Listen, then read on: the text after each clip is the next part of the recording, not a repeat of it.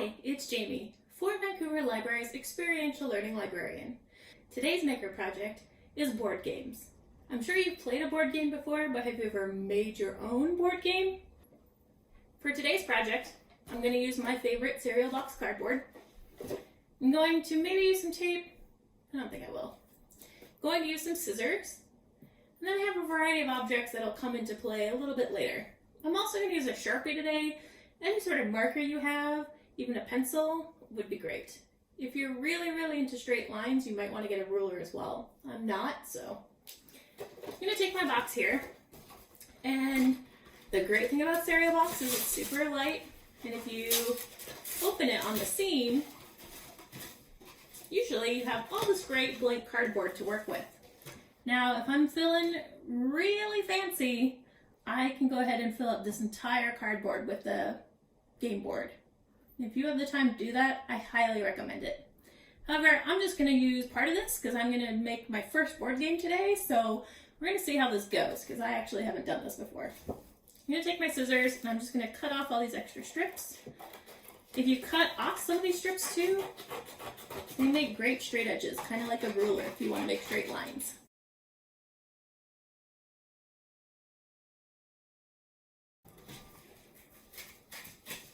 If you don't have scissors, it also works really well to fold the cardboard back and forth and then tear it. Again, one of the many reasons I love cereal box cardboard. So it's going to be my game board. Doesn't look like so much right now, but that's fine. That means there's nothing but opportunity here. If you know a basic game board, there's some classic ones where they have squares along the outside, and that's generally what you move around. There are some games that make a grid all the way up. There are some games that do kind of a grid across, and then maybe it kind of slides up, and then maybe it goes like this, and maybe it's a ladder that you climb up to go this other way. You can make your board game however you want. I'm going to do something kind of freeform because that's how I am. But if you were into making straight lines, I'm going to take this edge that I just tore off my cereal box, and if I just lay it along like this, then I can draw with my marker right along this straight edge here and get a nice straight line. So if that's what you're into, try this and see how it goes.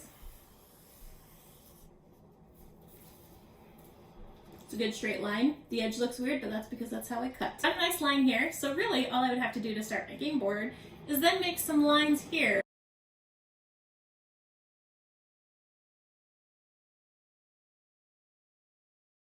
We already have our first set of spaces, which is awesome. Now we can continue around this way and back around in this if we want. I think I want my board to go like this. I'm gonna make a curvy line.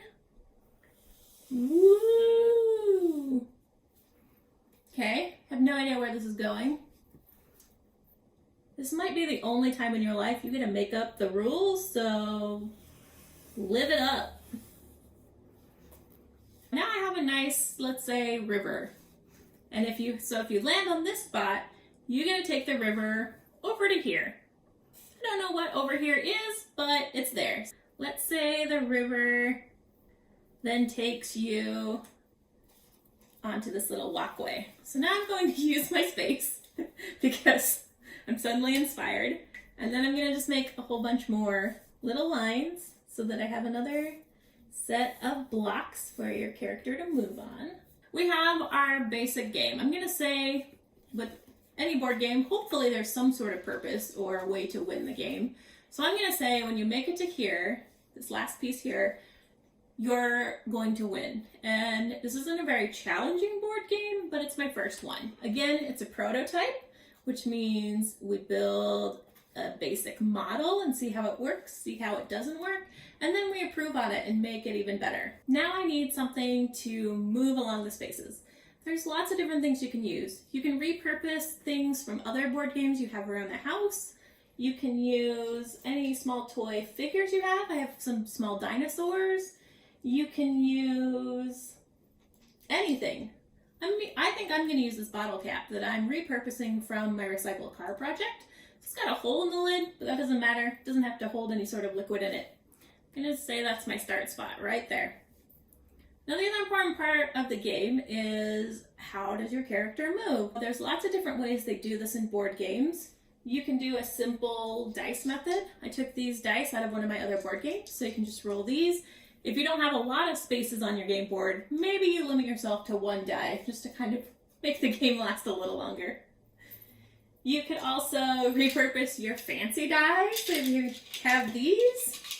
Of course, some of these have really high numbers on them, so if you've got like a 20-sided die, you might want to try and make at least 40 spots on your game board.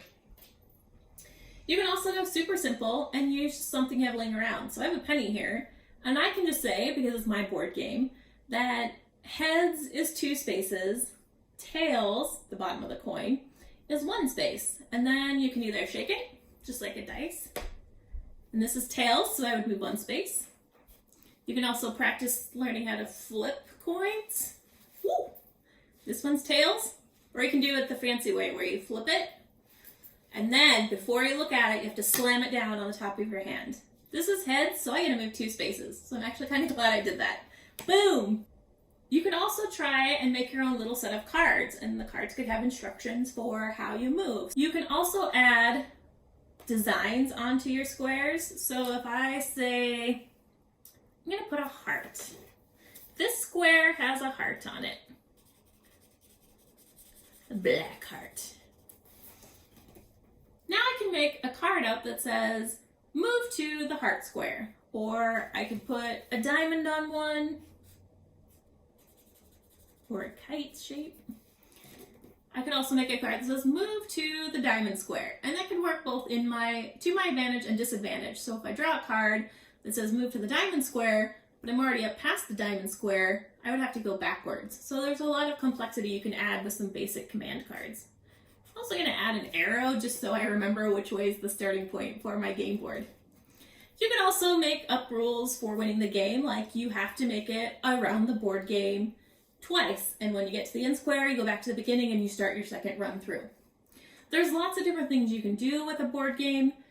You can color it in, you can create a very complex story for it, you can do whatever you want. This is your board game. Keep making and have fun. We hope to see you at the library real soon. Check out the library's website for lots of cool resources. www.fbrl.org. See you next time.